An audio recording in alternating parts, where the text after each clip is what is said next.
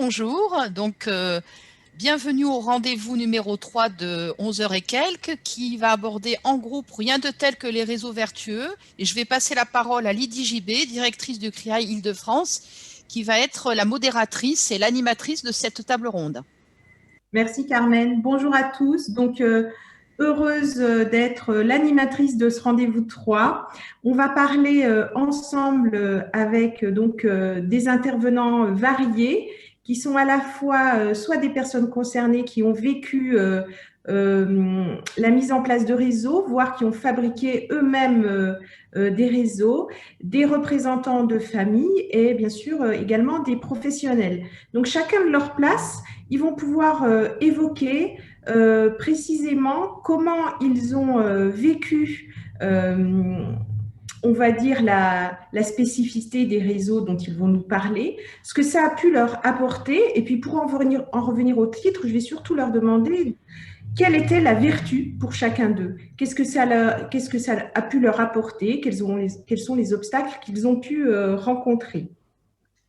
Donc, nous avons avec nous autour de cette table ronde virtuelle Antoine Virgili, qui est infirmier au SAMSA Les Maraîchers. Bonjour Antoine. Valérie Carmouze, qui est accompagnée au CATTP de Rochefort. Serge Volkovitch, qui est membre du Cercle des usagers du CAPSI. Jocelyne Watteau, administratrice de l'UNAFAM. Et donc avec nous également Carmen, que je ne présente plus, du CAPSI. Je vais d'abord donner la parole à Valérie. Valérie, je veux bien que tu te présentes un petit peu plus, parce que j'ai été très brève.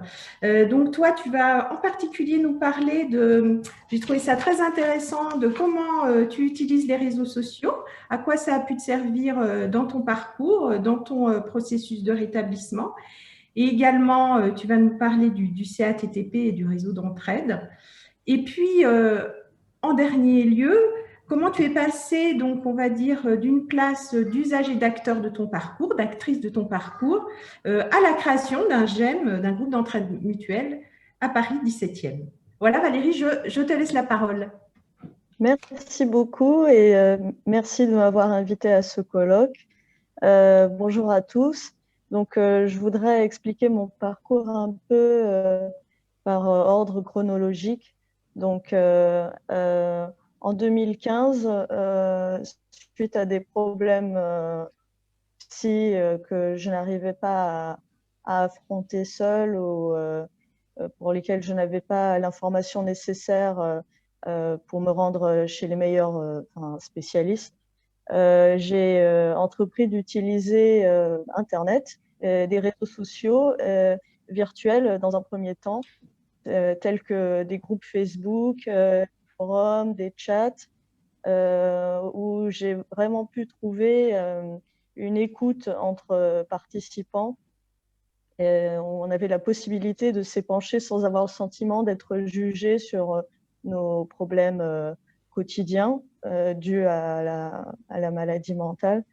Et je me sentais comprise par une communauté de gens ayant vécu des souffrances et des événements semblables.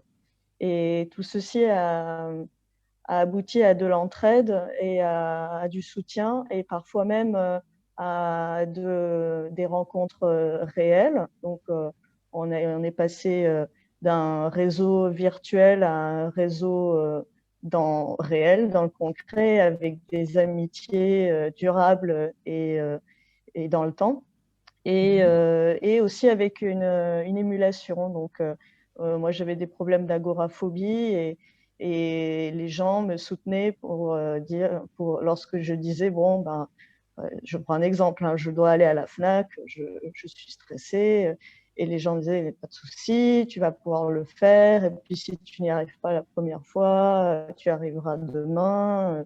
Et ainsi de suite. Et donc, ça m'a permis de me sentir épaulée et soutenue par une communauté. Les réseaux virtuels ont eu une place dans ma vie qui a fait que j'ai pu devenir un peu plus autonome dans mon parcours. Valérie, si je peux me permettre, en fait, le réseau virtuel, ça a été une porte d'entrée à la création de réseaux qui sont devenus plus concrets, en fait, et qui t'ont permis de rencontrer des nouvelles personnes et de participer à ton processus de rétablissement. C'est bien ça? C'est ça. Ça aurait pu s'arrêter au virtuel si je n'avais pas choisi d'aller de l'autre côté, on va dire, et de rencontrer les personnes en vrai. Mais bon, bah, ça s'est fait comme ça et c'est très agréable. Et donc, du coup, je me suis fait pas mal d'amis et avec lesquels on ne parle pas forcément de maladie mentale tout le temps d'ailleurs, parce que voilà, il y a d'autres choses dans la vie. Et donc, ça a été un fort. Euh, ouais, c'était un réseau qui a été porteur d'émulation parce qu'on s'est tous entraidés euh, dans le temps. Donc, c'était très intéressant de ce point de vue-là. Et ça a été avant ma prise en charge au CMP et mon arrivée au CATTP. Ok. Voilà. Et Donc, donc, tu me disais, quand on a échangé ensemble, que tu avais également, à travers le CATTP, pu faire l'expérience d'un autre type de réseau. et en effet, avec la prise en charge au CATTP, j'ai découvert donc les activités de groupe. Moi, je fais toujours de la peinture là-bas, et notamment aussi les temps d'accueil qui sont très sympathiques, où on discute, on joue à des jeux de société, on se découvre un peu plus, et si quelqu'un a une difficulté, on peut en parler aux soignants. Et il y a eu des temps forts au CATTP, notamment la fête pas de fin d'année, mais en juin. C'était le carnaval du CATTP où on participait à l'élaboration de la fête. Bon, c'était des temps forts, les anniversaires également, les fêtes de fin d'année et puis les départs de certains des soignants. Ça a créé des moments festifs et très agréables pour les usagers. Et, bon, comme partout, il y a des amitiés, des affinités qui se créent entre certaines personnes et parfois, pas des inimitiés, mais voilà, des désaccords entre d'autres. C'est comme dans la vie. Voilà, les réseaux d'entraide ne sont pas faits uniquement sur la base de l'amitié, c'est aussi de la vie en communauté, quoi. Ouais, ouais. Et tu me disais également que pendant le confinement, ce qui avait été aidant pour toi, c'était un groupe WhatsApp qui avait pu être mis en place conjointement avec les soignants, si j'ai bien compris.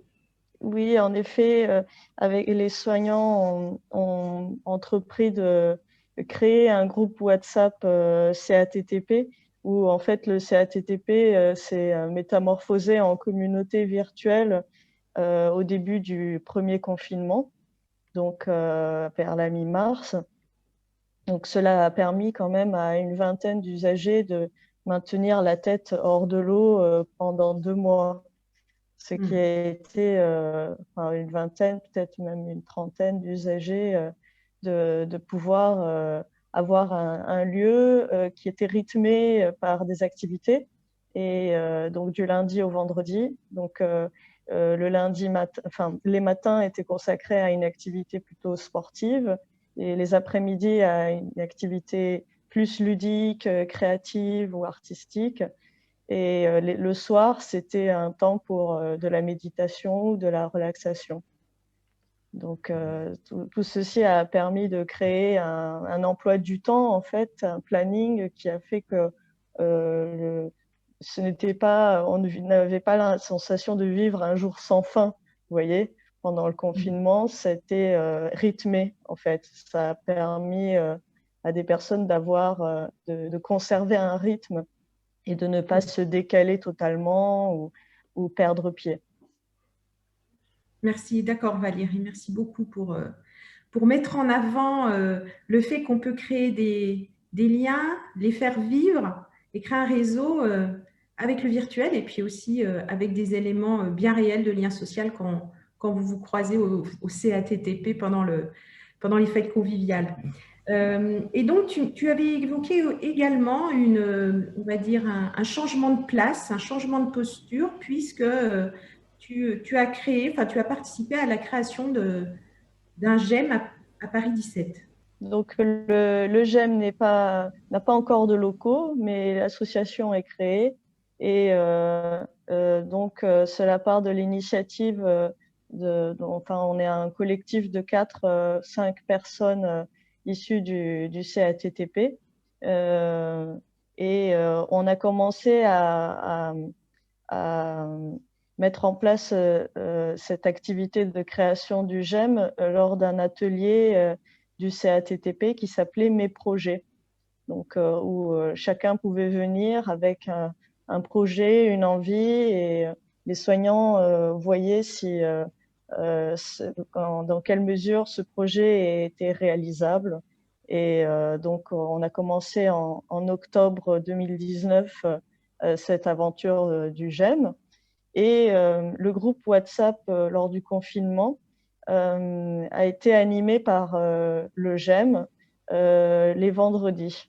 Donc, les soignants nous ont permis de prendre les commandes un jour par semaine, donc en proposant des activités le vendredi, donc le matin, le midi et le soir.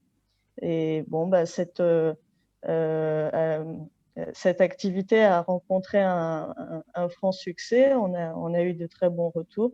Et cela a été une étape pour nous en tant que GEM de voir ce qu'on pouvait faire et de tester et des idées et de voir les retours des gens. D'ailleurs, vu qu'on est dans un second confinement, on a décidé de recréer ce groupe WhatsApp, cette fois-ci sans les soignants, et donc uniquement par les membres du GEM. Et voilà, donc on va organiser des activités et essayer de rythmer les journées des gens et de s'entraider. Et si quelqu'un a le moral en berne, de le rassurer et de lui remonter le moral. Et voilà.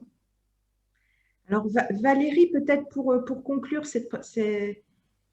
ta présentation globale, est-ce que tu peux nous dire en quoi tous ces réseaux ont été vertueux pour toi?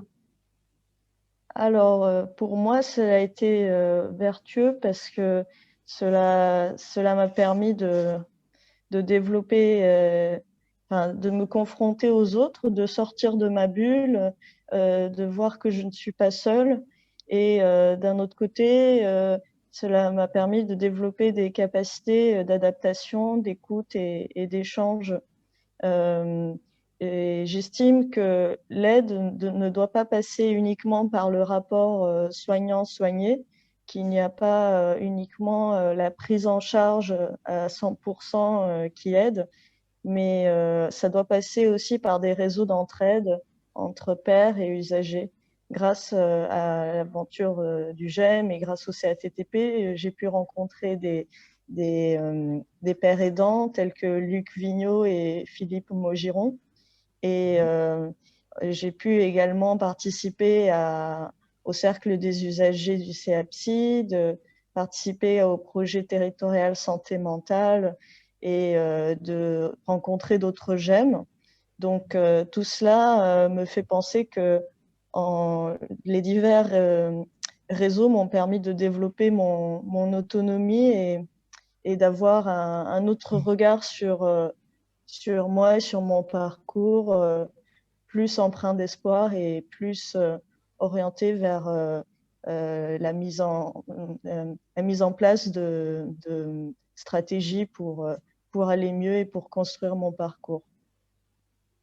Ok. Merci beaucoup, Valérie. Merci beaucoup. Merci à vous. Alors, maintenant, je vais m'adresser à Serge. Oui, bonjour. Bonjour, Serge. Bonjour. Donc, vous également, vous allez nous expliquer en quoi les réseaux ont été vertueux dans votre parcours Et également, comment vous avez pu vous investir dans différents réseaux. Oui. Je vous laisse la parole. Oui, merci. Euh, déjà, bon, j'ai, j'ai, afin d'élaborer cette intervention, j'ai réalisé un travail de mind mapping parce que j'ai un peu une formation de coaching et donc c'est en fait le mind mapping, c'est une sorte de d'organigramme dynamique ou de carte heuristique euh, pour essayer de conscientiser l'incidence de cette notion de réseau un peu vertueuse euh, sur le réseau vertueux de ma vie de malade psychique. Oui. Il en est ressorti une modélisation que j'ai réussi à mettre en pratique pour lutter contre ce fléau qui s'était emparé de mon corps et de mon esprit euh, il y a 40 ans suite à un accident de voiture. Et bon, je me suis rendu compte que 40 ans, c'était vraiment long, quoi. Et, euh, et il fallait redonner un sens à ma vie.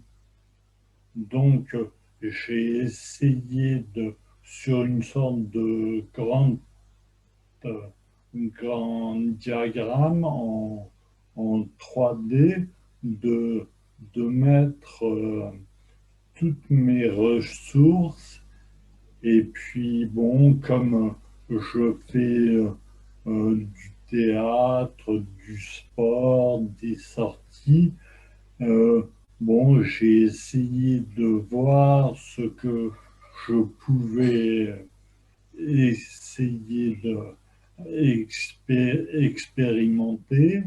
Bon, j'ai aussi mis en pratique mon, mon expérience de vie dans les GEM à Nancy et à Sèvres, aux GEM des 4 communes, pas grâce à la pratique du théâtre, du chant et euh, enfin de plein d'autres activités. Et aussi, bon, je me suis beaucoup investi dans le sport. J'ai fait du ski, j'étais en, enfin, je faisais des entraînements d'athlétisme euh, avec le groupe France pas, enfin, d'athlétisme et ça m'a beaucoup aidé.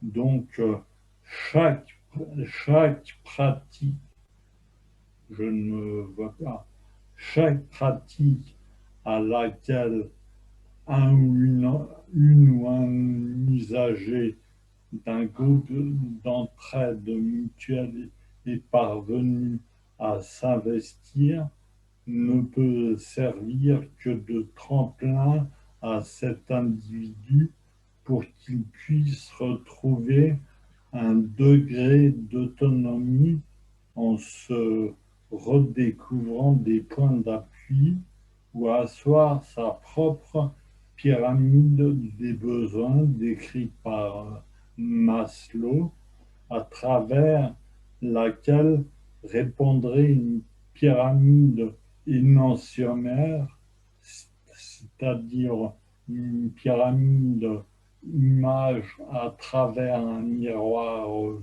plan. Enfin, tout ça, c'est parce que j'avais fait des études de géologie, ça m'a fait. Donc, j'ai plein de retours. Juste Serge, oui, donc en fait, pour résumer un peu là ce que vous venez de dire, c'est oui, que vous avez réussi, grâce à une carte heuristique, une carte oui, mentale, oui, à identifier les besoins que vous aviez et donc voilà, à aller chercher les réseaux qui oui, pouvaient répondre à ces besoins. Donc, oui, soit au niveau sportif, soit au niveau oui, oui, culturel, c'est voilà. ça, Hein. Et c'est, on va dire, l'activation de ces réseaux et on va dire l'initiative que vous avez eue d'identifier vos propres besoins et oui, l'existence de ces réseaux qui a permis de vous faire avancer dans votre parcours oui, de rétablissement, d'aller c'est ça, mieux, de c'est reprendre ça, confiance en vous-même. C'est oui. ça. Oui. D'accord. Et donc, suite à cette modélisation, j'en ai, bon, j'ai bâti euh, une, vous voyez, une pyramide des besoins. Et une fois que ces besoins étaient comblés, eh bien, je me suis dit pourquoi, si je suis tout en haut, je serais dans une position instable où je risquerais de tomber. Donc, j'ai créé un autre modèle. En fait, j'ai poursuivi les bords de cette pyramide des besoins et j'ai créé un modèle de pyramide énantiomère, c'est-à-dire une pyramide image des envies. D'accord. Les Et besoins et les envies. ouais, mais ce qui fait que cette pyramide, elle est infinie, quoi. Donc, OK. et donc, euh, cette, cette pyramide, euh, disons qu'elle me permet de balayer le spectre des sensations afin de, de redonner grâce euh, au mécanisme de résilience, de redonner goût à la de la personne. D'accord, Serge. Donc, Oui, en fait, je pense on peut peut-être s'arrêter là sur le terme de résilience parce que oui, c'était le dernier élément que vous aviez donné là quand qu'on a échangé ensemble sur votre oui, intervention. Et comme quoi, en fait, le réseau, finalement, en identifiant bien ses besoins, nous permet de faire preuve de résilience. Je pense que oui. c'est ce qui illustre votre parcours et ce que vous venez de nous dire. Je vous Oui. remercie, Serge. Et Et donc, peut-être comprendre.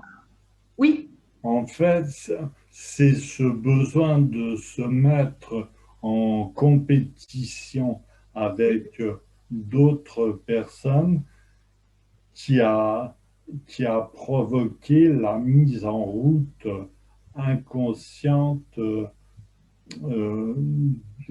ce processus de, rétablissement.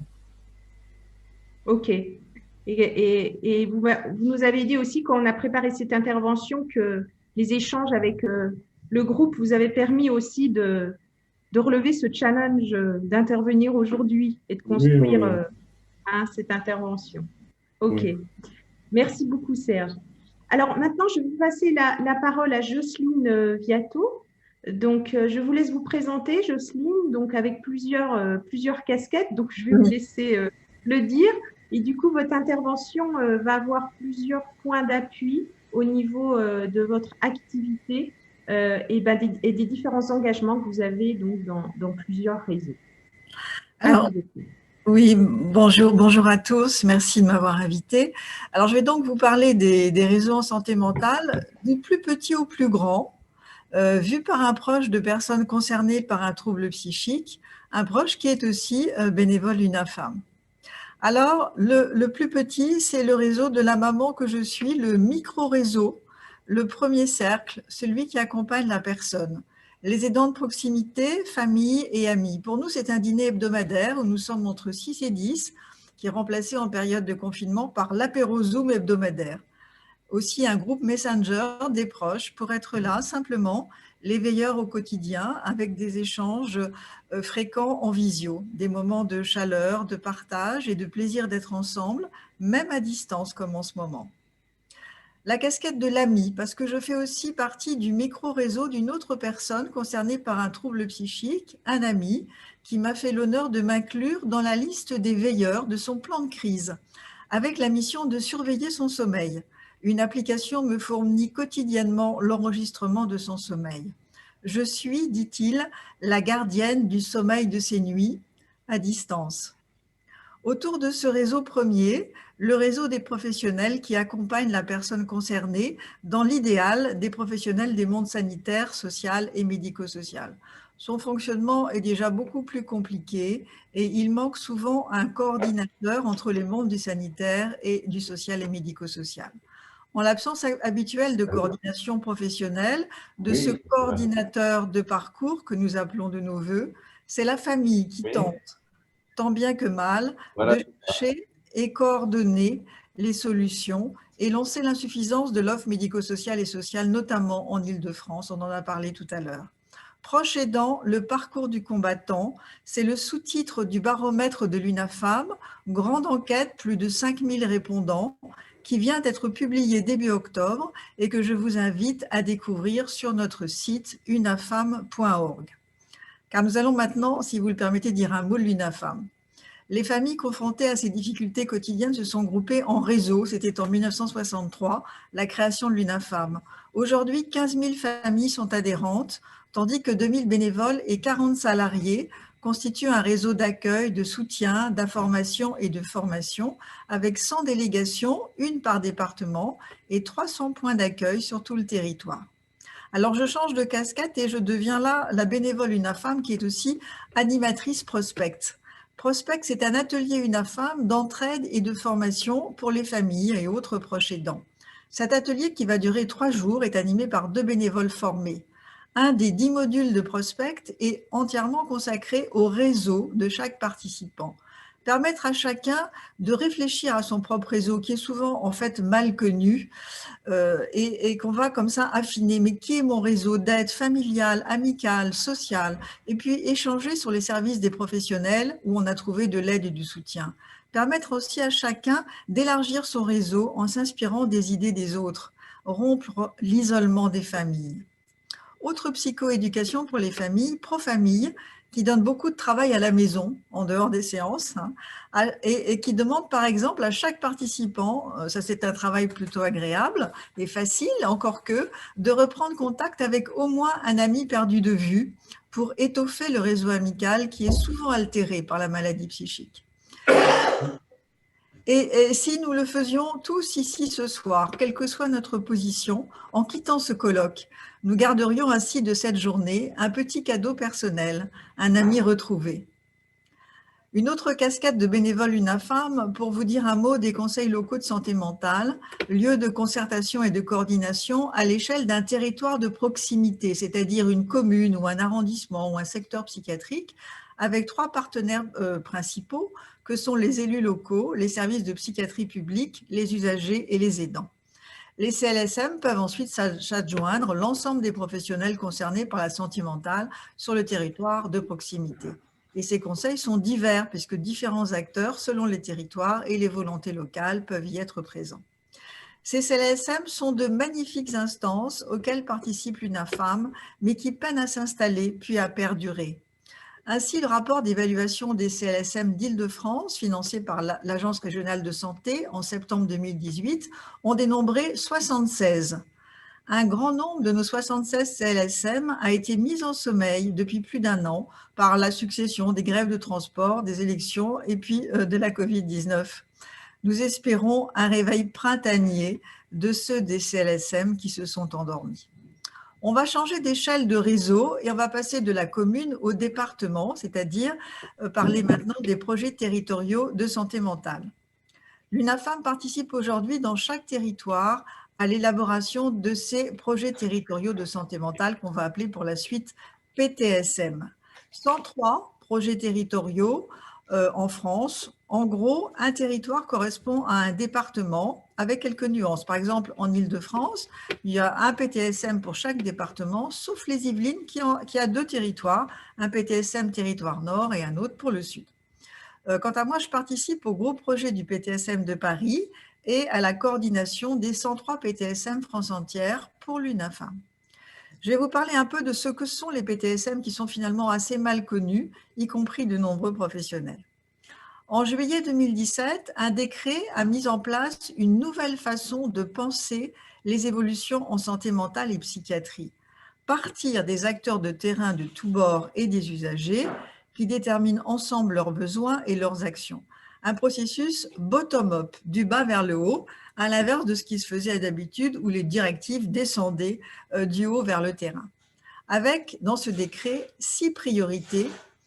La première priorité, c'est le repérage précoce des troubles psychiques, de l'élaboration d'un diagnostic et de l'accès aux soins et aux accompagnements sociaux ou médico-sociaux, conformément aux données actualisées de la science et aux bonnes pratiques professionnelles.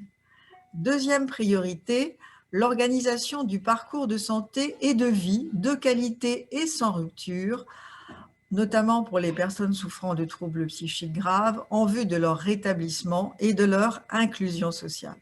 Troisième priorité, l'accès des personnes présentant des troubles psychiques à des soins somatiques adaptés à leurs besoins. On sait malheureusement cette perte d'espérance de vie actuelle d'une 15aine d'années pour les personnes qui souffrent de troubles psychiques importants. Quatrième priorité, organisation des conditions de la prévention et de la prise en charge des situations de crise et d'urgence. C'est une volonté forte du législateur depuis de nombreuses années et malheureusement, ces situations particulièrement difficiles et douloureuses n'ont toujours pas trouvé de solution pérenne et globale. Cinquième priorité, organisation des conditions du respect et de la promotion des droits des personnes présentant les troubles psychiques, du renforcement de leur pouvoir de décider et d'agir et de la lutte contre la stigmatisation de ces troubles. Enfin, sixième priorité, l'organisation des conditions d'action sur les déterminants sociaux, environnementaux et territoriaux de la santé mentale. Vous voyez, tout cela est très vaste et ce sont de vastes chantiers qui ont réuni les professionnels de la santé, du médico-social, du social, des représentants des usagers, des municipalités, des conseils départementaux, les maisons départementales des personnes handicapées, éducation nationale, police, gendarmerie, justice. Dans chaque territoire, un énorme chantier a été lancé avec bien sûr la fabrication de réseaux multiples là où il n'y en avait pas encore. Les acteurs ont d'abord participé à l'élaboration d'un diagnostic dit partagé des forces et faiblesses de leur territoire et selon ce diagnostic, ils ont construit le projet lui-même, le PTSM, qui est fait de fiches actions pour répondre au mieux aux besoins repérés et aux 6 priorités fixées par le décret. Une fois terminée, l'échéance a été déjà repoussée une fois pour cause de Covid. Elle est maintenant fixée à la fin de cette année, fin 2020.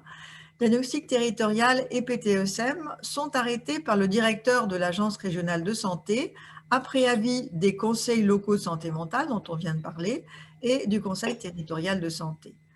L'Agence régionale de santé rédige avec les partenaires un contrat territorial de santé mentale, CTSM, qui est signé par ceux qui s'engagent à mettre en œuvre les actions retenues pour la période de 5 ans. Donc, ça va aller de 2021 à 2026.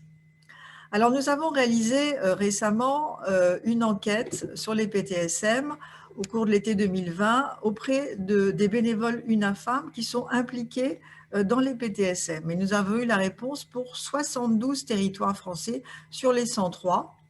Et je vais ici vous présenter quelques résultats de cette enquête PTSM.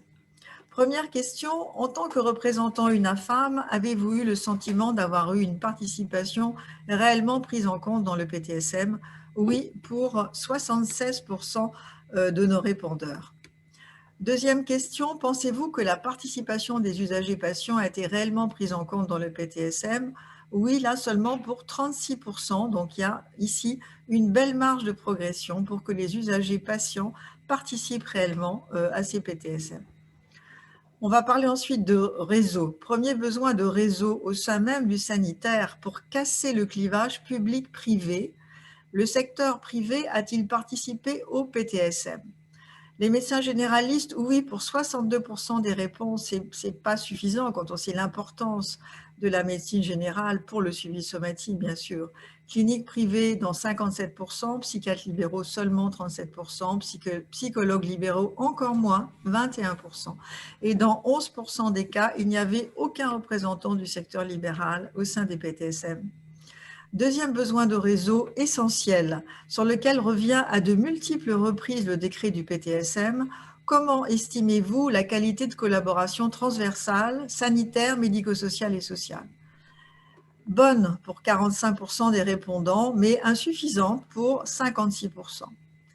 Bon, en tout cas, c'est en progrès parce que des acteurs qui ne se connaissaient pas se sont au moins rencontrés à l'occasion du PTSM. C'est un début. Pour les autres partenaires, qui a participé au PTSM? Maison départementale des personnes handicapées ou de l'autonomie dans 69% des cas, conseil départemental dans 62%, c'est pas beaucoup quand on sait l'importance que ça a pour tout le secteur social, municipalité, intercommunalité 56%, éducation nationale 50%, là encore c'est essentiel, hein, surtout pour la partie initiale, dépistage, entrée dans la maladie, justice 21%, gendarmerie, police 17%. Bien sûr, il y a encore une belle marge de progression, mais la démarche PTSM est vertueuse dans la constitution de réseaux. Un autre signe positif pour les réseaux, alors au niveau national, on change d'échelle, qui vient juste d'arriver, la signature d'une charte de bonne pratique entre psychiatrie et médico-social et social. Donc signer cette charte entre la psychiatrie publique représentée par l'Association nationale des présidents de CME, les directeurs d'établissements de santé mentale avec l'ADESM et le groupement des établissements publics sociaux et médico-sociaux avec GEPSO. Développer une meilleure interconnaissance et des outils au service de la coopération en partant des besoins des usagers, voilà ce qui est inscrit dans cette charte. Et on reparle de coordinateurs de parcours, dont j'ai parlé au tout début, de projets territoriaux de santé mentale, de conventions de partenariat. Pour finir, une autre parole d'espoir où à quelque chose malheur est bon, la crise sanitaire accélère la constitution de réseaux. Médecine somatique et psychiatrie travaillent ensemble au chevet du patient qui souffre de troubles psychiques et d'une infection Covid. Les soignants et les acteurs du médico-social collaborent sur les situations d'urgence. Restera à pérenniser ces réseaux au-delà de la crise sanitaire. Passer par exemple des communautés 360 Covid aux communautés 360, un numéro d'appel unique qui permettrait l'accès à tout un réseau pour la mise en place d'aides adaptées et qui fonctionnerait réellement. Mais il reste encore un peu de chemin. Voilà, je vous remercie. Merci beaucoup Jocelyne de nous avoir fait voyager à travers les réseaux, du local au régional et au national. On voit que le chemin est bien balisé avec les PTSM, puis avec toutes ces nouvelles formes de collectifs qui se mettent en œuvre. Reste maintenant, on va dire, à ancrer tout ça dans les pratiques professionnelles auprès des personnes elles-mêmes, des familles, mais aussi des professionnels de terrain. Donc, justement, Antoine, je vais te laisser la parole, puisque tu es infirmier, puis que tu vas nous parler de cette place, hein, infirmier en CATTP. Je te laisse te présenter et je te laisse la parole pour aussi faire un focus sur ton expérience de création de réseau, de pratique du réseau, des points forts et puis peut-être des difficultés que tu as pu rencontrer. Alors, bonjour tout le monde. Donc, effectivement, moi, je vais parler de mon expérience au CATTP Rochefort, celui-là même que parlait Valérie. Donc, le CATTP, Centre d'accueil thérapeutique à temps partiel, un décret qui, voilà, je disais, tient en une seule phrase et qui ouvre toutes les possibilités. si ce n'est qu'il est inscrit dans un secteur psychiatrique. Donc, qui va suivre, l'idée du secteur psychiatrique, c'est une équipe qui suit de la crise au suivi ambulatoire la personne concernée. Moi, quand on m'a demandé d'intervenir sur la question des réseaux et du collectif, je voudrais faire quand même 2-3 petites remarques sur ces mots-là. Réseau, c'est un mot que moi j'ai très peu entendu, voire qui est quasi pas d'usage dans le secteur psychiatrique. J'ai cherché des synonymes, peut-être extérieur, peut-être entourage, sont des mots qui sont utilisés, mais c'est souvent sous la forme de constatation. Oui, voilà, il fait des choses à l'extérieur, il voit des gens à l'extérieur, mais ce n'est pas forcément quelque chose qui guide les soins, qui est pensé pour les soins. Voilà, alors pourquoi cette absence? Il faut y réfléchir. Il y a quand même une longue tradition qui n'est pas si vieille que ça de l'HP, d'une histoire d'hôpital psychiatrique qui était autarcique. Et ça, c'est pas si vieux, puisque moi, j'ai baigné dans cette culture-là. Les anciens me racontaient un tas d'anecdotes avec les cochons à la ferme, et j'en passais des meilleurs. Donc, on est ici de cette histoire-là. Il y a aussi une croyance qui est encore très forte, qui est très puissante. L'idée que la maladie, c'est pour la vie, qu'un malade restera toujours malade. Et qu'est-ce qu'a besoin un malade? C'est du soin. Ben, le soin, c'est nous, c'est le secteur. Le soin, on est capable de répondre à tout, que ce soit à la crise, que ce soit au suivi ambulatoire. Donc, il n'y a pas besoin d'aller chercher ailleurs, finalement. Je pense que c'est pour ça que les réseaux restent un angle mort dans le secteur psychiatrique. Alors, un mot sur le collectif, c'est pareil, c'est un mot qui… Alors, celui-là, il a été utilisé à un temps, quand il y avait la pensée de la psychothérapie institutionnelle, il existait un petit peu. Je cite Jean Houry qui disait « le collectif est une machine à désaliéner ». Voilà, alors c'est plus tellement un mot usité, c'est plutôt, maintenant on parle de groupe, et je pense qu'il faudrait distinguer vraiment les deux choses. Je y reviendrai peut-être. Alors la définition du collectif, nous on en avait trouvé une qui était que c'est un groupe d'individus qui a un but commun et qui a un mode de gouvernance horizontale. Alors, ça pose des problèmes à l'institution du coup, parce qu'à la fois on dit que on met en cause la barrière, la frontière entre malades et soignants, et on pourrait se retrouver tous ensemble à faire des choses ensemble. Et en plus, on parle d'horizontalité, alors que l'institution d'où je viens, dont je suis issu, c'est quand même assez vertical, avec un médecin qui est à peu près Dieu, quoi. Celui vers qui on se tourne ou celui qu'on craint. Sur mon expérience au CATTP, déjà, donc, il a fallu faire l'effort de questionner tout ça et commencer par se penser comme un espace transitionnel entre le soin et l'après-soin. Un endroit, alors Valérie parlait de tremplin, on pourrait aussi parler de trampoline, si besoin, on peut rebondir dessus. Et c'est un endroit où on va expérimenter, on va explorer, où on va agir. En tout cas, c'est comme ça qu'on a essayé de le penser. Donc, l'enjeu au CATTP, ça a donc été de construire un collectif et un réseau, et des réseaux plutôt, parce qu'ensemble, on est plus fort pour affronter l'extérieur qui fait si peur. Alors, dans l'expérience que je raconte, c'est difficile de distinguer ce qui est du collectif, ce qui est du réseau. Les choses, elles s'entremêlent un petit peu. Au départ, il y a des activités. Les CATTP, c'est souvent comme ça que ça fonctionne. C'est des activités de groupe. C'est des activités de groupe qui ne communiquent pas forcément entre elles. On a quand même un espace dont tu parlais, Valérie, c'est le temps d'accueil, l'espace accueil, qui est plein de potentiel à ce moment-là et dont on va se servir. Il y a aussi un réseau d'entraide qui existe déjà au CATTP, qui est souterrain, dont on ne parle pas, qu'on ne valorise pas forcément, mais qui est là. Donc, on va essayer plusieurs outils. Déjà, délocaliser une partie des activités sur l'extérieur, dans le 17e. Je pense à la piscine, je pense à l'activité théâtre. On a délocalisé. On va mettre en place le café des idées. Donc, c'est tout bêtement une boîte à idées. Cette boîte à idées, donc les gens proposent des choses et la finalité, ça va être de s'auto-organiser. C'est-à-dire que les personnes qui ont envie de faire, par exemple, je cite des exemples qu'on a eu, couture, ben, qui sait que ça intéresse, et ensuite on met en place un club couture. C'est les personnes qui expérimentent l'activité par eux-mêmes, sans soignant, sans intervention soignante.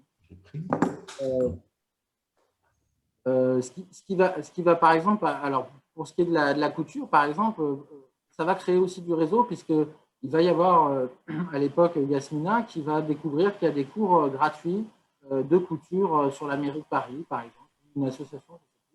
Donc, ça va permettre aussi d'aller chercher du réseau. Tu en avais parlé un peu Valérie, le festival, tu appelais ça carnaval, mais c'était voilà, festival où on va faire se rencontrer les groupes. Les différents groupes vont se rencontrer, vont créer quelque chose de commun. C'est l'occasion aussi, dans cette journée-là, qu'on prépare tous ensemble, mais dans cette journée-là, ça va être d'inviter les familles, d'inviter les autres professionnels, d'inviter les partenaires, et créer aussi là du réseau. Antoine, j'ai juste une question. Excuse-moi, je t'ai coupé un peu brutalement. Excuse-moi. Est-ce que tu peux nous dire quelles compétences tu as repérées pour mettre en œuvre là, ces actions d'ouverture au réseau, de création de réseau, puisque toi, tu es un soignant. Est-ce qu'il y a des nouvelles compétences que tu as dû acquérir, ou est-ce que c'est des choses que tu avais déjà avec tes collègues et simplement que vous avez mobilisé d'une nouvelle façon, dans un autre contexte? Est-ce que tu peux nous en dire un peu plus là-dessus? Ce que je peux en dire, c'est qu'on est livré à nous-mêmes sur cette question-là. On n'est pas forcément formé, il n'y a pas de chargé de communication, etc. C'est vraiment l'envie, la pensée et l'envie de le faire. Ensuite, c'est trouver du temps, s'autoriser, parce que c'est très chronophage, ça a déjà été dit, ça demande beaucoup d'investissement. Après, c'est partir aussi de situations individuelles qu'on va aller tirer, on va essayer d'aller plus loin et d'essayer de l'englober avec d'autres problématiques qui sont plus collectives. Et c'est dans ce sens-là aussi on aura fait intervenir le CAPSI pour le CATTP avec des thématiques travail, logement, etc. sur l'accès au droit. Et non, je ne sais pas quelles compétences, vraiment l'envie. Voilà. Donc là, c'est un engagement, une envie qui fait que vous sortez un peu des sentiers battus, quoi. Ça, après, c'était vraiment l'idée qu'il y avait du potentiel, l'idée qu'il y avait aussi les personnes qu'on accompagnait, elles étaient capables d'aller sur l'extérieur. Il fallait juste le permettre, ouvrir des portes, créer des possibilités. Et bon, j'insiste aussi sur le fait que cette histoire de collectif a été vraiment moteur parce que ça a permis des échanges, parce que ça a permis de s'appuyer dessus. Et on n'y allait pas tout seul, quoi. Bien souvent, alors, il y a des fois des volontés de créer des réseaux, il y a des initiatives individuelles, mais souvent, on y va seul. Et là, l'effet collectif permettait d'y aller d'une manière plus sécurisée, quoi. J'avais encore plein de choses à dire, mais je sens que je suis long, c'est ça?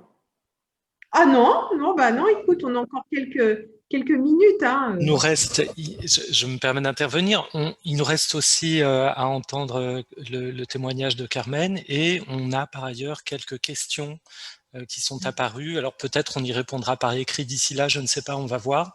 En tous les cas, j'invite nos spectateurs à poser leurs questions grâce à la touche questions et réponses en bas de l'écran. Moi, je dirais qu'au niveau de mon témoignage, il peut être très rapide. L'idée, c'est de pouvoir vraiment répondre aux questions parce qu'il y a pas mal d'éléments très concrets qui ont été apportés. Et je pense que pour la création d'un réseau ou l'impulsion, en tout cas, d'une initiative autour de ce lien entre professionnels, bénévoles et personnes concernées, il faut vraiment laisser la place au maximum aux réponses aux questions. Du coup, je vais poser les questions. Ça permettra à Antoine de voir comment il veut y répondre. Elle s'adresse surtout à lui.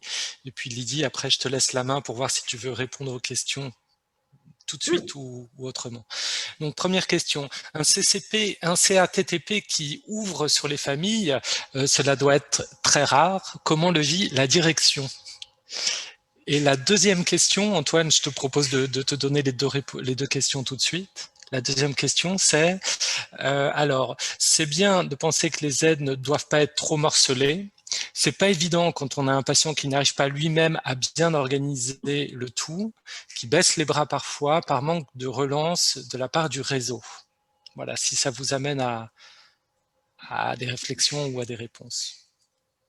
Alors, sur la question des familles, et est-ce que ça n'a pas hérissé un peu l'institution? Nous, on a eu cette chance, c'est que l'institution nous a foutu la paix. Et donc, on a été plutôt en autogestion. Donc, voilà, il n'y a pas eu vraiment d'empêchement, mais il n'y a pas eu non plus de soutien. Il faut le dire aussi.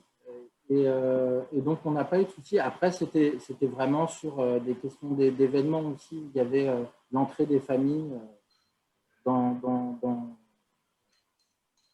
Après, sur la deuxième question, j'avoue que je n'ai pas tout compris. Je vais la relire au cas où ça inspire une réponse. C'est bien de penser que les aides ne doivent pas être trop morcelées. C'est pas évident quand on a un patient qui n'arrive pas lui-même à bien organiser le tout, qui baisse les bras parfois par manque de relance de la part du réseau. Oui, c'est plus, je pense que c'est plus une constatation, un commentaire qu'une question en soi, mais en effet, ça lève la difficulté de la persévérance et quelquefois des difficultés qu'on peut avoir quand on mobilise des actions et que ce n'est pas le moment et que ça aboutit pas, ou qu'on essaie de mettre en place avec des acteurs du réseau une action et que soit la personne n'est pas prête tout de suite, ou soit il y a des empêchements pour telle ou telle raison. Et ça, les difficultés pour faire vivre le réseau, je crois que les uns et les autres, vous l'avez bien dit, c'est qu'on peut créer un réseau, on peut le faire vivre, mais après, il faut avoir une forme d'engagement pour qu'il s'anime. Et l'animation d'un réseau, bah, ça s'organise, quoi, parce que souvent, les gens, ils sont happés aussi par leurs préoccupations personnelles, professionnelles, quoi, du quotidien. L'animation du réseau est hyper importante. Alors, je me permets d'intervenir là. Donc, vous ne me voyez pas à l'écran, mais pour le CAPSI, le CAPSI n'a pas réponse à toutes les situations et ne peut pas intervenir comme une baguette magique à toutes les situations, pour toutes les situations. En revanche, clairement, notre équipe se tient comme une ressource auprès des personnes qui rencontrent des difficultés, avec par exemple des personnes concernées par les maladies psychiques ou les troubles psychiques et qui baissent les bras parfois par manque de réseau. Peut-être que là, nous, notre équipe, notamment je pense à Morgane Bernadet, Anaïs Paré, qui sont en charge de la permanence du CAPSI, elles peuvent probablement intervenir pour amener une orientation aux personnes qui en ont besoin. Moi, je voudrais ajouter que activer des réseaux et investir ces réseaux-là, c'est sous-tendu aussi par une dynamique, une envie de sortir de l'état des choses dans lequel on se trouve à ce moment-là, et que s'inscrire dans un collectif, dans des choses qui nous dépassent un peu, ça aide aussi beaucoup, et ça donne aussi beaucoup d'espoir de voir les autres s'activer ensemble. Oui, c'est très intéressant, et je me permets d'intervenir à nouveau pour dire que c'était aussi la vocation de ce colloque aujourd'hui, de permettre à des personnes concernées d'intervenir et de parfois se surpasser, et on les félicite pour être là avec tout le monde. C'est pas des situations faciles, nous le savons tous. Voilà. Alors, peut-être une dernière question qui a été posée suite à l'intervention de Valérie sur les réseaux sur les réseaux sociaux. Alors, je la vois plus, mais je vais m'en rappeler. C'était comment on peut choisir quel bon groupe de discussion, comment on peut à peu près être sûr de ne pas être jugé. Voilà. Est-ce que peut-être Valérie, tu peux nous dire, toi, de ton expérience, vers quel type de réseau, de quel type de forum tu es allée? Qu'est-ce qui a fait que tu t'es orientée vers un tel plutôt vers celui que tu as choisi plutôt qu'un autre? Alors, c'est vrai que c'est toujours par tâtonnement. Il n'y a pas une règle générale qui expliquerait tout. Les affinités, elles se créent comme elles se créent dans la vie réelle. Je pense qu'il faut y aller petit à petit, garder son anonymat, ça c'est très important pour se sentir jugé se sentir écouté sans jugement. Voilà, j'invite les gens à rester vigilants et à voir s'il y a toujours une bienveillance dans le lieu qu'ils fréquentent, virtuel ou pas, parce que malheureusement, de la malveillance, il peut y en avoir et il faut savoir se blinder et elles peuvent permettre une première approche qui permet de savoir bien différencier bienveillance d'un contexte parfois un peu ambigu, trouble, voire malveillant. Donc, si possible, garder toujours ça à l'esprit et faire toujours attention à ses arrières. Ok. Ben, merci Valérie pour ta réponse. Moi, je peux prendre la parole par rapport à une expérience plutôt de bénévole, si vous le souhaitez. Oui, Carmen, Voilà. bien sûr. L'idée, est-ce que vous m'entendez bien avec le casque? Oui, on t'entend. Bon, bah super. Donc là, c'est vrai que pour ce colloque, j'ai plusieurs casquettes, mais là, je vais plutôt prendre la casquette de bénévole puisque je suis bénévole à Santé Mentale France Île-de-France en étant membre du bureau donc du conseil d'administration, et je suis aussi au conseil d'administration du collectif national Intergem. Et c'est vrai que ces temps de bénévolat, d'associations qui sont hybrides, qui sont en dehors du professionnel, mais qui en même temps sont constitués de professionnels, de bénévoles, d'aidants, de personnes concernées, contribuent aussi à la culture de réseau. Et j'insisterai beaucoup sur les temps de bénévolat qui ne sont pas forcément mis en valeur dans notre société, mais qui, quelque part, contribuent énormément au maintien du lien social entre les personnes et avec l'articulation et des liens entre les professionnels, les bénévoles et toute la société.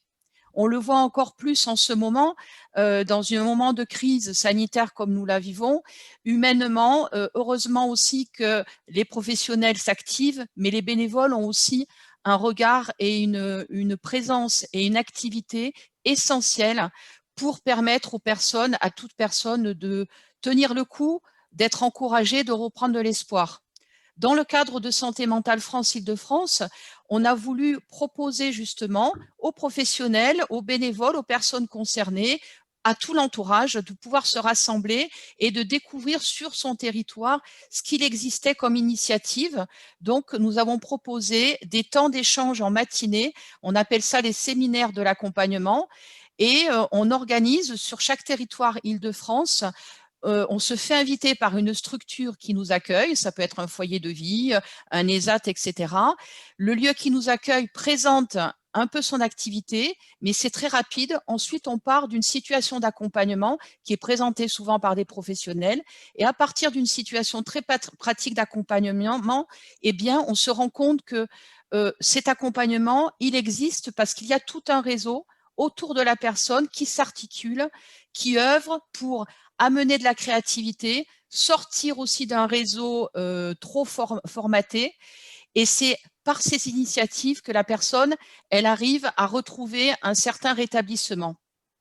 Donc, cette dimension d'accueil dans une structure, de permettre à des professionnels, à un directeur d'établissement, à un directeur général d'association, d'ouvrir ses portes à des personnes accompagnées qui ne sont pas de sa structure, à permettre aussi aux familles, à l'entourage, aux amis, à d'autres professionnels de venir jusqu'à son établissement, de discuter autour d'un café, de partir d'une situation concrète, d'accepter d'entendre quelquefois des critiques, d'entendre des questionnements par rapport à cette situation d'accompagnement, d'observer des freins et aussi d'amener des réussites aussi de cet accompagnement. Quelquefois, il peut y avoir aussi le témoignage de la personne concernée. Eh bien, ça crée un réseau, ça donne vraiment une grande dynamique aux professionnels qui sont bien souvent un petit peu dépassés à certains moments quand on a la tête dans le guidon. On a l'impression qu'on fait tout et que tout ce qu'on fait n'existe pas quelquefois, ou n'est pas forcément entendu, ou on se rend compte que la temporalité a aussi un autre sens en santé mentale. Il y a cette dimension du temps qui est complètement élastique et qui peut être très rapprochée pour certaines initiatives, mais qui peut durer voire des mois, voire des années ou toute une vie. Mais dans une vie, il y a plusieurs étapes. Il y a des moments où il y a des hauts, il y a des bas, il y a des moments où la personne concernée ou le professionnel ou l'entourage qui accompagne justement une personne avec des fragilités psychiques a aussi sa temporalité. Donc, de pouvoir en parler autour d'une table, de pouvoir découvrir ce qui se passe sur son territoire, ça donne aussi une dynamique de réseau et du lien. Après ces séminaires, ces matinales, on se rend compte que les personnes vont se rappeler, vont peut-être se connecter par le biais d'adresses mail, vont aller voir le réseau LinkedIn pour les professionnels ou les bénévoles. Et vous voyez, il y a déjà une connexion qui se fait. Santé mentale France ne va pas pouvoir accompagner ensuite toutes ces rencontres. C'est à chaque personne de se prendre en main, de se responsabiliser et ensuite d'aller plus loin dans sa démarche. À travers différentes initiatives de ces séminaires, on a pu connecter, par exemple, des personnes concernées par les troubles psychiques qui ont découvert ce qu'était qu'un GEM et ensuite, elles sont allées plus loin, elles sont allées rencontrer justement des professionnels qui ont pu les accompagner pour créer leur pré-GEM, par exemple. Vous voyez, c'est la même chose au niveau du CAPSI. Par le biais du cercle de réflexion des usagers, eh bien, Valérie Carmouze a pu aussi échanger avec moi sur la dimension des GEM. Et on est allé un peu plus loin. Je les ai reçus ensuite avec son petit réseau de personnes du CATTP. Et ensuite, je dirais qu'il y a eu un relais de fait. C'est allé plus loin. Ils se sont rencontrés. Ils ont commencé à mettre en place des temps d'échange, des activités. Et maintenant, ils sont presque prêts à déposer leur projet auprès de l'Agence régionale de santé. Et ça, c'est vraiment une dynamique formidable. C'est-à-dire qu'au départ, on maîtrise une organisation. Il y a une dimension de temps, comme tu le disais, Lydie, comme vous le disiez, Antoine, qui est essentielle pour s'organiser, prendre des contacts, écrire des mails, écrire des courriers, etc. Ensuite, quand cette organisation est mise en place, les fondations sont en place, eh bien, il faut laisser aussi la possibilité aux personnes de nous échapper. C'est-à-dire qu'elles vont elles-mêmes prendre des choses en main. Elles prennent leur autonomie, comme tu le disais Valérie, et ensuite, elles vont partir d'un projet initial et le faire fleurir, le faire refleurir, comme disait Jocelyne. Le printemps arrive où effectivement, des fois, une idée toute simple au départ permet ensuite d'être beaucoup plus riche de floraison et on arrive à découvrir ensuite des initiatives vraiment intéressantes et innovantes. Je vais m'arrêter parce que je pense que le temps est très court, mais voilà. Merci beaucoup, Carmen. Je crois qu'Antoine, tu voulais dire quelque chose. Non, mais juste du coup, rajouter que le GEM, donc s'appelle Gémancip de Valérie, va pouvoir faire partie du réseau du CATTP, mais avec sa vie propre, etc. Complètement indépendamment, mais du coup, nous, on aura aussi un relais parce qu'il n'y avait pas de GEM sur le 17e. Ça, c'est intéressant ce que vous dites, Antoine, c'est-à-dire que chacun peut trouver sa place dans le réseau et sans prendre la place de l'autre. Il faut vraiment distinguer les initiatives des uns des autres, laisser la liberté à chacun aussi de rentrer, de sortir du réseau, parce qu'un réseau, il ne faut pas non plus qu'il soit imposé. pourquoi certains réseaux ne fonctionnent pas, pourquoi il y a des freins, parce que bien souvent, quand on est dans un réseau, il y a des personnes qui ne veulent pas aller plus loin, elles ont peur d'avoir beaucoup trop de contraintes. Donc, il faut laisser la liberté à chacun de pouvoir aller venir avec un minimum de structuration et d'organisation. Ok. Je voulais rajouter aussi quelque chose. Le fait de créer ce GEM, ça m'a permis de rencontrer d'autres GEM et de participer à des activités et à des fêtes, des journées portes ouvertes d'autres GEM. Donc, ça fait qu'on voit comment des réseaux peuvent s'interconnecter entre eux. Donc, d'avoir pu être en contact avec presque une dizaine de GEM sur la région parisienne et également dans le sud de la France, c'est une grande richesse. Donc, voilà, donc, je voulais parler un petit peu. Merci Valérie. Mais écoutez, voilà, voici l'heure, je pense, de clore ce troisième rendez-vous. Je voulais encore remercier le CAPSI pour cette organisation et aussi vraiment l'engagement qu'ils ont eu pour maintenir en visioconférence ce colloque. On a parlé des réseaux, les réseaux sont mis à mal en ce moment. C'est difficile hein, de garder du lien, de créer des nouveaux liens. Et je crois que ce genre d'événement, malgré tout, nous permet de continuer à constituer du collectif, à créer du lien en dépit de ce qu'on est tous en train de vivre individuellement. Donc, merci au CAPSI. Merci à vous tous, les participants à cette journée. Puis également, merci aux intervenants de cette table ronde avec qui j'ai eu vraiment grand plaisir à préparer cette intervention. Merci à tous.